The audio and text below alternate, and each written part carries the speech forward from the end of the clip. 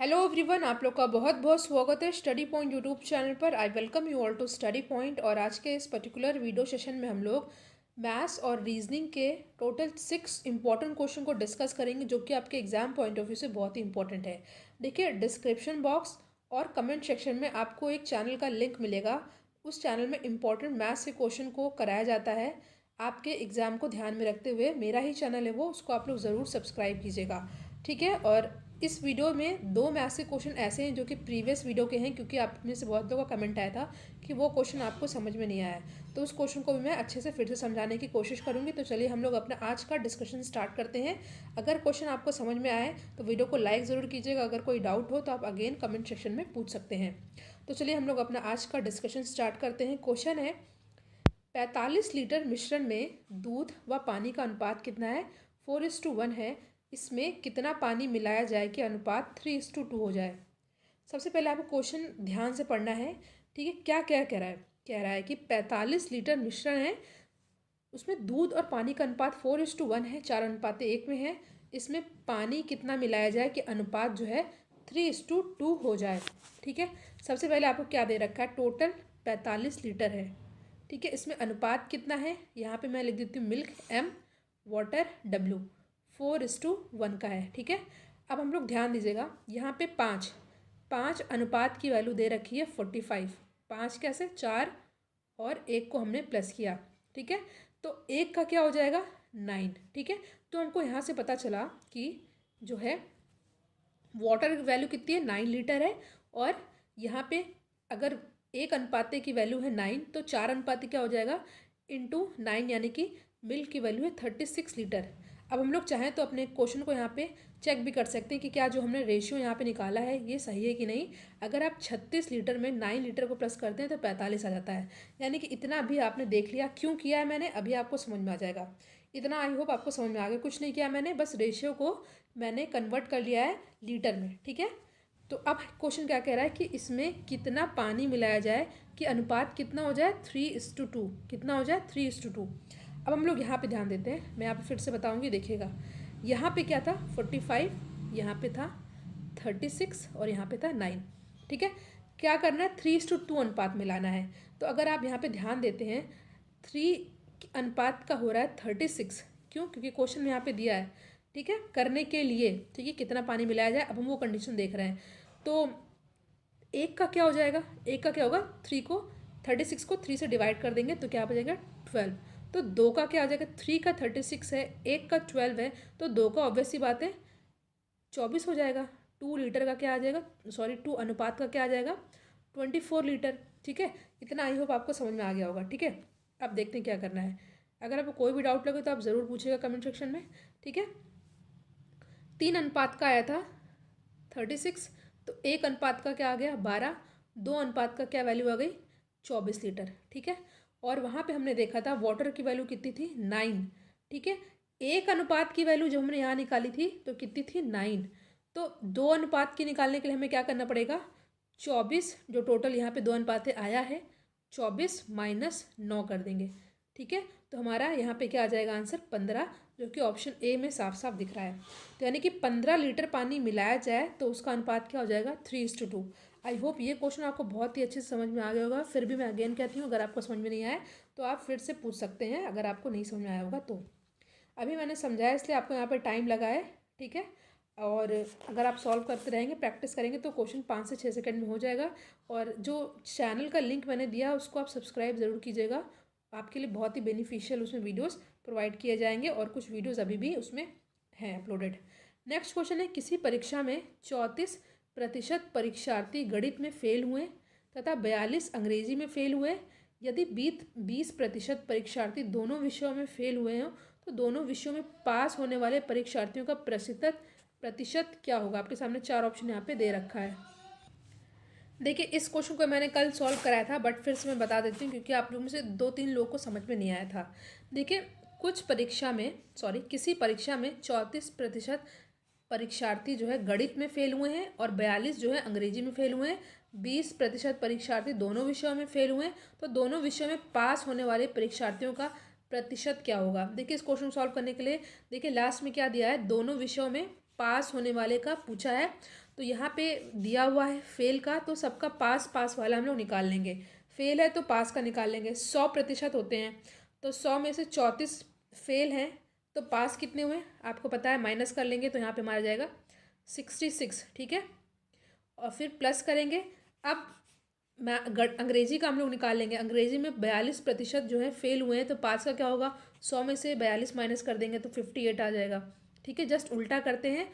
और लास्ट में क्या दिया, 20% परीक्षार्थी दोनों विषयों में फेल हुए हैं। ठीक है, तो यहाँ पे एज इट इज़ यहाँ पे लिख लेंगे। ठीक है, 20% का यहाँ पे 20% एज इट इज़ जो दोनों विषयों का देना लिखा होता है उसे एज इट इज़ लिख लेते हैं। फिर सबको प्लस करके हम लोग 100 से माइनस कर देते हैं। इसमें बस ये होता है।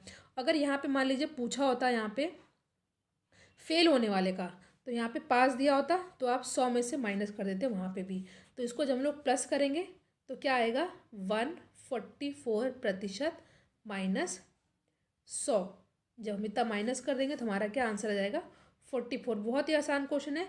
बस ट्रिक इसमें ये पहचाने, जो कि ऑप्शन बी में साफ दिख रहा है, ट्रिक हमें ये पहचाननी कि जो लास्ट में दिया होता है दोनों विषयों में पास होने वाले परीक्षार्थियों का प्रतिशत क्या होगा। तो फेल का है 100 में से माइनस का पास निकाल लेंगे। यहाँ पे भी फेल है, 100 में से 42 को माइनस करके पास का निकाल लेंगे। और 20% दोनों विषयों में फेल है, तो ये एज इट इज रहेगा। सबको प्लस करके लास्ट में 100 से माइनस कर देना है, और ये हमारा आंसर जाता है इससे। ठीक है, इस क्वेश्चन में प्रॉब्लम हुई तो आई होप अब आपको ये क्वेश्चन समझ में आ गया होगा। ठीक है, नेक्स्ट क्वेश्चन पे हम लोग आते हैं। क्वेश्चन है, ये क्वेश्चन बहुत ही ट्रिकी है, बट आपको इसको अच्छे से सॉल्व कर लेना है, क्योंकि इस तरह के क्वेश्चन पूछे जाते हैं। ए व बी नल एक बाल्टी को क्रमशः 12 मिनट 15 मिनट में भर देते हैं। ठीक है, और क्या दे रखा है, यदि दोनों खुले हैं तो ए को 3 मिनट के बाद बंद कर देते हैं, और बी उस बाल्टी को भरने में आगे और कितना समय लेगा। क्वेश्चन को पहले फिर से पढ़िए। ए और बी नल एक बाल्टी को क्रमशः 12 मिनट 15 मिनट में भरते हैं। ठीक है, ए जो है 12 मिनट में भर रहा है, बी 15 मिनट में भर रहा है। यदि दोनों खुले हैं और ए 3 मिनट के बाद बंद कर देता है, ठीक है, तो बी उस बाल्टी को भरने में आगे कितना समय लेगा। देखिए, मैंने आपको हमेशा से बताया है कि वर्क और डेज यानी कि काम और दिन, और नल और टंकी, इस तरह के क्वेश्चन आए सबसे पहले आपको एलसीएम निकाल लेना होता है। ठीक है, इस तरह के क्वेश्चन की शुरुआत एलसीएम लेके करनी होती है। तो यहाँ पे दे रखा है, ध्यान से पढ़िएगा। ठीक है, ए जो है कितने में कर रहा है, 12 मिनट में, बी कितने में कर रहा है, 15 मिनट में। तो इनका एलसीएम निकाला हम लोगों ने, एलसीएम आया हमारा 60। ठीक है, तो ये 12 मिनट का काम, 12 मिनट में जो है 60 लीटर टंकी में पानी भर रहे हैं। तो 1 मिनट का क्या आ जाएगा इनका, यहाँ पे आ जाएगा 5, और इनका 1 मिनट का क्या आ जाएगा, बी का यहाँ पे आ जाएगा 4। ठीक है, तो दोनों का 1 मिनट का कितना आएगा। ठीक है, दोनों का 1 मिनट का कितना आया, 9 लीटर। ठीक है, 1 मिनट में दोनों 9 लीटर टंकी फिल कर रहे हैं। ठीक है, तो 3 मिनट तक काम कर रहा है ए। ठीक है, तो 3 मिनट में कितने हो जाएंगे, 3 मिनट में हो जाएंगे 9 3 जा कितना होता है, 27 लीटर। देखिए, ए का 1 मिनट का, बी का 1 मिनट का कितना था, एक सेकेंड, ए का 1 मिनट में कितनी टंकी फिल कर रहा था, और बी 1 मिनट में कितनी टंकी फिल कर रहा था। ए जो कर रहा था आपका जो है 5 लीटर, और बी कर रहा था 4 लीटर। तो 1 मिनट में दोनों मिला करके कितना कर रहे हैं, 9 लीटर। ठीक है, तो 1 मिनट में दोनों मिला करके कर रहे हैं 9 लीटर। 3 मिनट तक साथ किए हैं। ठीक है, क्योंकि 3 मिनट के बाद एक काम छोड़ दे रहा है, तो 3 मिनट का कितना हो जाएगा, 27 लीटर। ठीक है, अब टोटल जो है 60 लीटर टंकी पानी भरना था। ठीक है, जो हमने एलसीएम लिया था, तो 60 में से ये जो है 27 मिनट तक तो काम ये लोग कर रहे हैं साथ में। तो बचा कितना, बचा हमारा कितना, आप देखिए माइनस करिए, तो माइनस करेंगे हमारा क्या आ जाएगा, 33। ठीक है, 33 लीटर पानी जो है टंकी में और भरना है बी को। ठीक है, बी उस बाल्टी को भरने में और कितना समय लेगा। ठीक है, बी का जो था, एक सेकेंड, बी जो है 1 मिनट में कितना टंकी भर रहा था, 4 लीटर। ठीक है, बी जो है 1 मिनट में 4 लीटर टंकी भर रहा था, उसको 33 और भरना है। तो ऑब्वियस सी बात है, 8 मिनट में 32 करेगा। ठीक है, 8 मिनट में कितना कर देगा, 32। ठीक है, बट 32 नहीं करना है आपको, एक और करना है, 33, 1 लीटर और भरना है। तो जब 1 मिनट में 1 मिनट में 4 लीटर भर रहा है तो 15 सेकंड में 1 लीटर नहीं भरेगा, यानी कि 8 मिनट 32 का लिया और 15 सेकंड 1 लीटर का लिया, तो 8 मिनट और 15 सेकंड। ठीक है, तो आप ऑप्शन बी हो जाएगा हमारा सही आंसर। समझ में आ गया होगा ना, 32 लीटर भरने के लिए उसको 8 मिनट लगता है और 15 सेकंड उसको लगता है 1 लीटर भरने के लिए, क्योंकि उसको अकेले फिर लास्ट में 33 लीटर और भरने थे। तो यहाँ पे आई होप ये क्वेश्चन भी आपको अच्छे से समझ में आ गया होगा। ठीक है, नेक्स्ट क्वेश्चन पे हम लोग आते हैं। ये क्वेश्चन बहुत ही आसान है, बहुत ही आसान तरीके से इसको मैंने आपको समझाया था। किसी संयुक्त परिवार में दादा दादी की औसत आयु 67 वर्ष है, माता पिता की औसत आयु 36 वर्ष है, 3 पौत्र पौत्रियों की औसत आयु 6 वर्ष है, तो संपूर्ण परिवार की औसत आयु कितनी। बहुत ही आसान क्वेश्चन है और बहुत ही आसान तरीके से मैं इसको आपको बताने भी वाली हूँ। एग्जाम में इस तरह के क्वेश्चन आएंगे तो आप 3 से 4 सेकंड में बहुत जल्दी से कर लेंगे। अब देखिए, दादा एंड दादी जी हैं, ठीक है, इनकी औसत आयु कितनी है 67। दादाजी और दादाजी दो लोग हैं, तो 67 इंटू 2, टोटल आयु इन लोग की कितनी हो गई 134। ठीक है, दादा दादी दो लोग हैं, ठीक है, डी कर देती हूँ यहाँ पे, दादा और दादी इनकी औसत आयु 67 है, तो दो लोग हैं ये लोग, तो टोटल आयु कितनी हो जाएगी 134।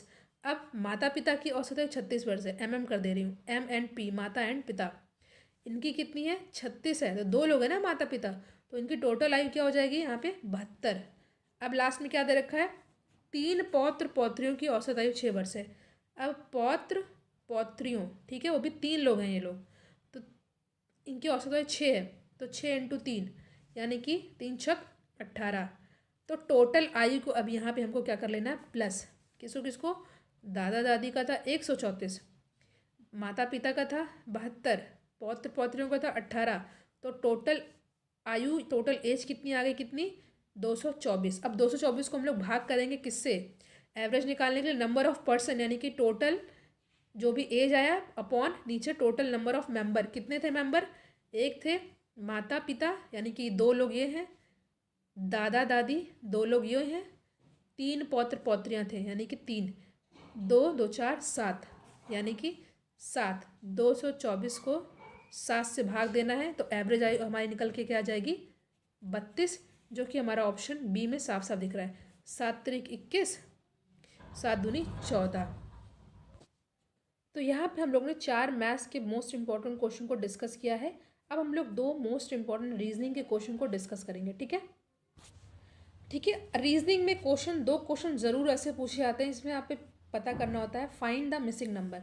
जो आप यहाँ सर्किल देख रहे हैं, यहाँ पे 3 नंबर तो दे रखे हैं, बट ये आपको पता करना है।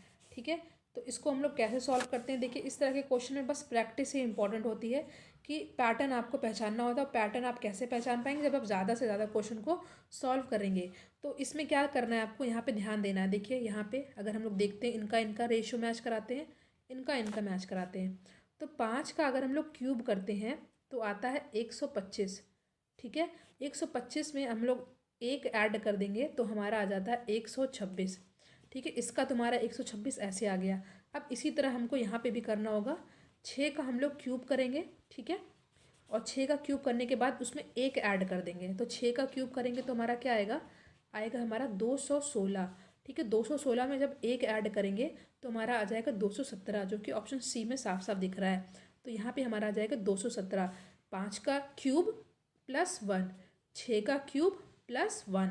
ठीक है, ये सिंपल क्वेश्चन होता है, बट इससे एक क्वेश्चन ज़रूर आते हैं। अगर आपकी प्रैक्टिस है तभी आप ऐसे क्वेश्चन को कर सकते हैं। ठीक है, अब हम लोग एक लास्ट क्वेश्चन को देखने वाले हैं। ठीक है, क्वेश्चन है आपके सामने,